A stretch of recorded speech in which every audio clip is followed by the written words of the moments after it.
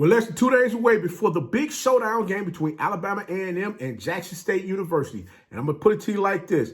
If you don't remember, Jackson State put up 43 points on Alabama A&M this past spring, even though they won the game 52-43. Now, I will say this. It ain't been that much that's changed between these two teams. So let's keep that a buck right now. Now, we do have some personnel changes as far as pieces on the offensive line have changed. You know, you got some new receivers. You got a new offensive coordinator. Yeah, I know you heard about that one already. Yeah, JSU got a new offensive coordinator. How that came out like right before the game is ready to happen. But I'm sure Coach Maynor and his coaching staff are going to be prepared for anything that Jackson State is looking to throw their way. But you know what? They got a new, like I said, they got a new coordinator. They got a new offensive coordinator. And the leading rusher on the team has not even played this fall as of yet. Alabama A&M, on the other hand, they got, new pieces on the offense, defense. They got defensive backs. They got wide receivers. They got a couple of defensive linemen. And, they got a new defensive line coach. This game is about to be like a kid at Christmas, waiting to open up the gifts and go call everybody and brag about what he got. That's what we're going to see on display come Saturday. All the different pieces that Jackson State and Alabama A&M have formulated to put their team together so they can get out here and compete in the SWAC to see who's going to represent on that eastern side of the division.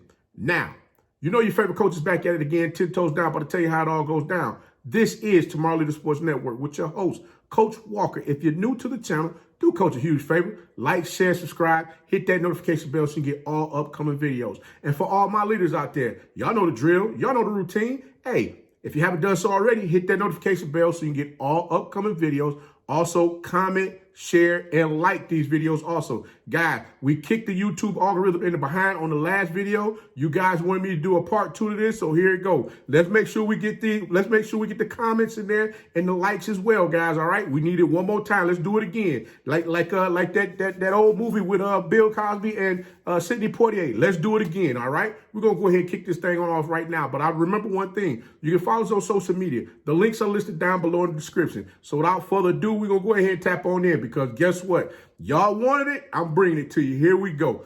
This, like I said, I want to thank everybody again for getting the 100 likes as well as the 50 comments. So, like I said, I just want to put that out there. I'm about to give it to you. Here we go. I know y'all like, Coach, we don't want to hear all that thank you business, man. You done thanked us already in the beginning. You're thanking us now. Just come on and give us the meat and potatoes as far as what you got going on over there, man, because we know you got something up your sleeve that nobody has showed just yet. Well, you know what?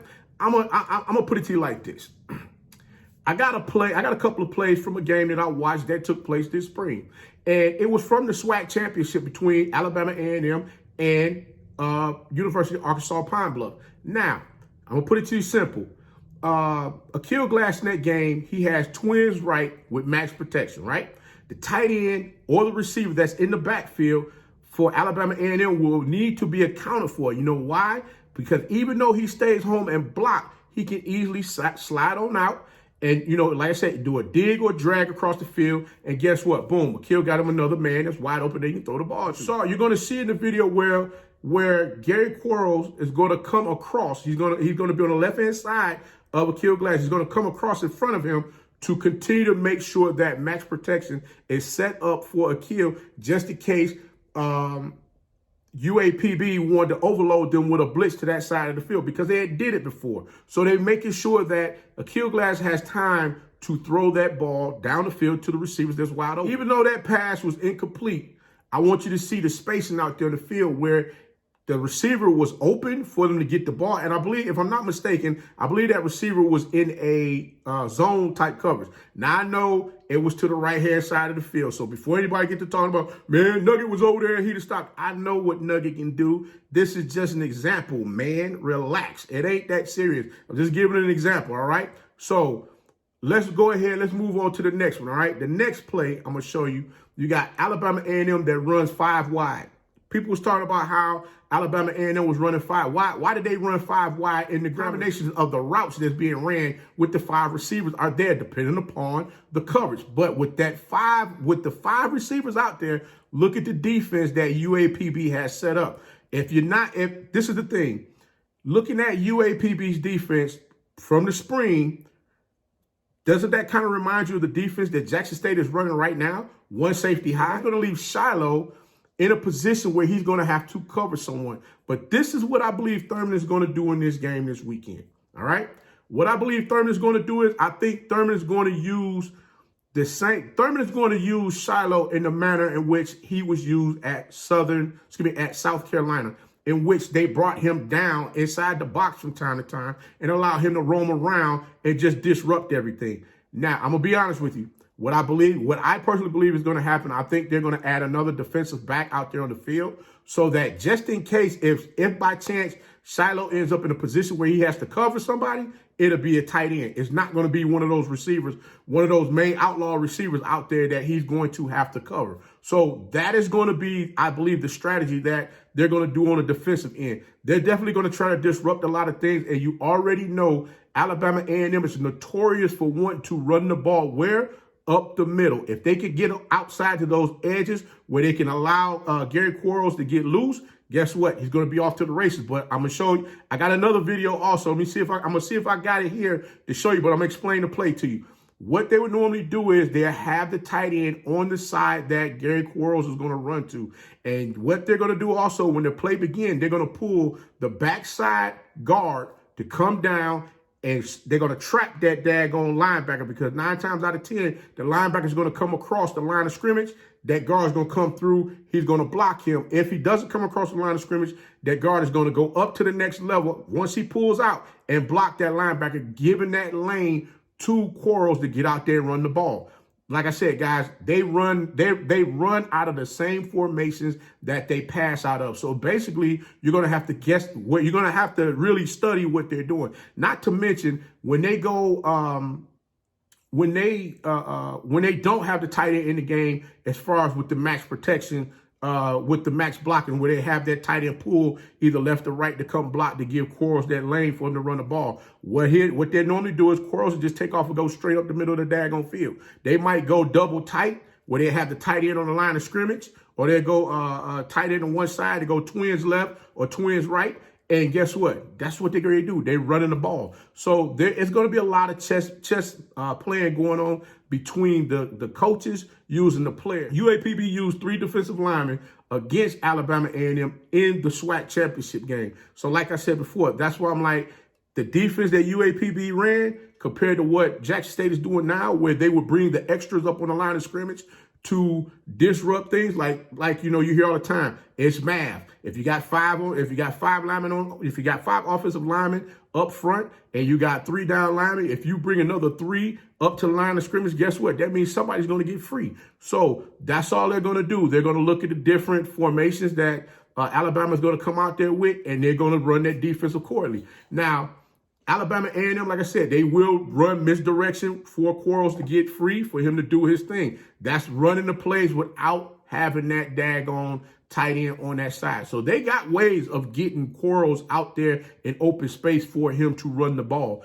And that's why I say there's a lot of things that during this current season, we haven't seen a lot of those plays. That's why I went back to the spring to look at the UAPB championship game, where a lot of that stuff was shown because UAPB was giving them the business in the first half. They weren't really moving that ball fluently down the field. And all of a sudden, they got a little sloppy. They got in that bag of wanting to do stuff that they had no business doing. They weren't disciplined. And when they got undisciplined, guess Alabama A&M exposed them, and they got to putting points on the board.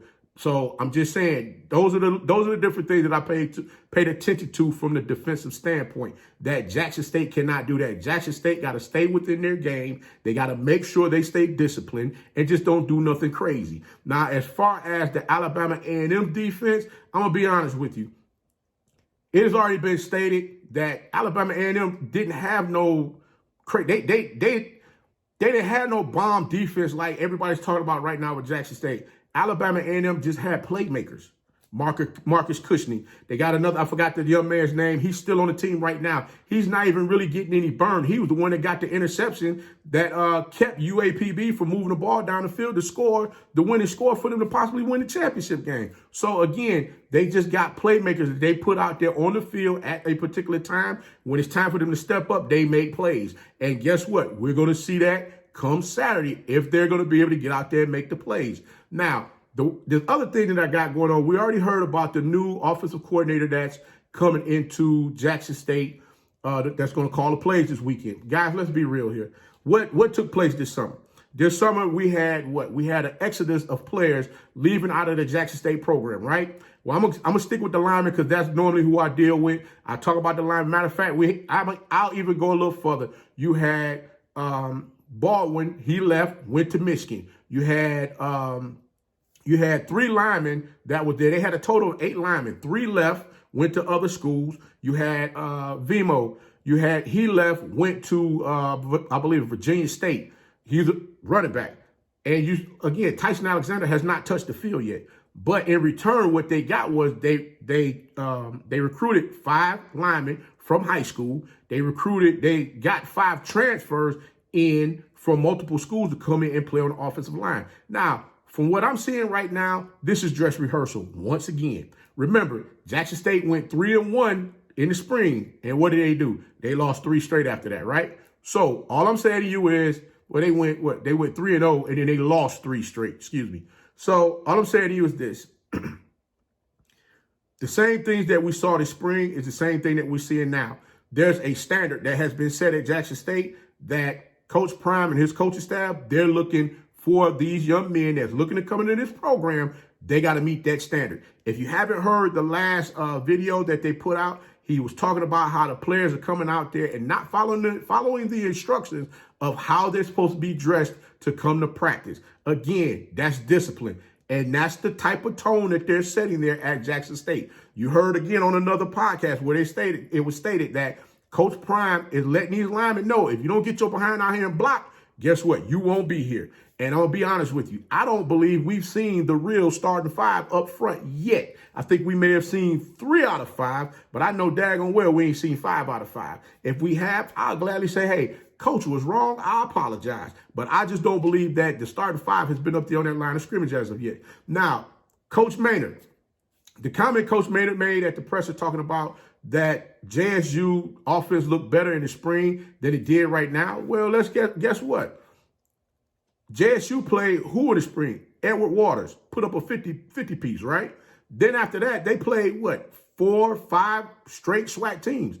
As of right now, Jackson State has only played 1 SWAC team in which they played against a damn good defense right now that many would consider is the best defense in the SWAC, which is FAMU. They beat them, 7-6? So let's be real here as far as what's going on. Yeah, I get, we all, everybody's excited about what's going on. When I sit and I'm listening to the conversation that, Coach Maynor was having at the presser, I had to go back and dissect some of that because you already know Coach Maynor's taking the gloves off. He's trying to find a way to poke them buttons to get Coach Prime to come out his cool and say something out of pocket so he know, hey, I'm getting under his skin. But like Coach Prime said, hey, I'm not going down that road with you. I'm gonna stay right here where I am, centered, and do the things that I need to do to get this team ready for them to go compete. But I'll tell you this though, in the 5 games, remember, like I said, JSU has played they played 1 game out of conference in the spring, 5 straight SWAC games. JSU through 5 games averaged 245.8 yards per game.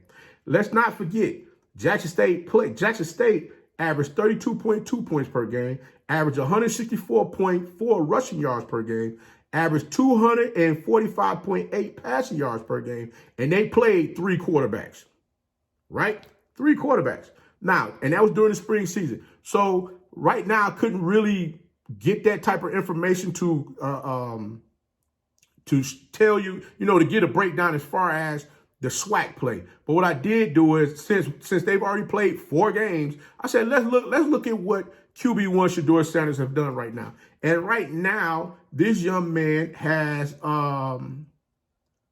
let's see here.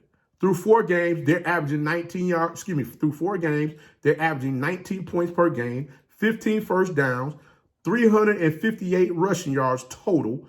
Tyson Alexander, again, has not played this season. Average rushing per attempt is 1.8, which we know that's extremely low. Passing yards is 1,093 yards, and that's with 1 quarterback underneath center. That's through 4 games. Total offense per game is 324, and that is them barely having a running game. So just imagine if they get the running game going. If they get the running game going and they putting up 164 yards per game rushing the ball, this is crazy. This is almost 500 yards average. This is a 500-yard average per game. So they see what they can possibly do with all of the necessary pieces. But until they get those pieces, what are you going to really want to get technical? JSU has only played 3 teams. They have played 3 out of conference teams this season. So yeah, you're gonna look at the team, the offense, look at the offense being better because, I mean, hell, they ain't put a 50 piece up on Edward Waters. Edward Waters ain't played them, and they played some pretty competition. I know some of y'all be like, oh, Coach, come on, man. Louisiana Monroe, you got to be kidding me. If I'm going to be honest with you, you're going to be like, oh, Coach, Louisiana Monroe, are you serious? Louisiana Monroe went out there and kicked somebody in the teeth, daggone, and won a game that nobody expected them to win. So trust and believe, they're building over there as well. So that was a good learning piece for Jackson State to have during while they're ramping up to get ready for SWAC play. But like I said, we're here now, so it's time to find out. The rubber meets the road. Ain't no more talking. There's no more talking with this. Either people gonna put up or shut up. If not, guess what? There's no excuses after this game. I mean, there's no excuses after this game. JSU got the defense to get out here and do what they need to do. Defense is going to need to make sure they turn them over and put some points on the board. I've said it again. Nugget is overdue. And trust me, believe Aqeel Glass is not going to go at Nugget. He's going to try him at least once or twice because there's no way in hell he's going to leave off of that field on homecoming and not try that man. And this is his last hurrah at Alabama A&M. I'm just saying, guys. But until next time, if you like the content, please like, share, subscribe. I'm doing a Week 6 prediction video.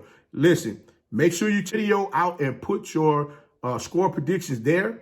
Hey, Coach might do something great again this week. Like I said, Miss Taylor, she won a nice prize picking the correct score for the Delta State versus Jackson State game. So hey, it could be you next. So hey, make sure you go on over there. And I got several games. So you got to get them games right, man. But hey, until next time, if you like the content, please like, share, subscribe. Hit that notification bell so you can get all upcoming videos. And remember, guys, be the one and lead.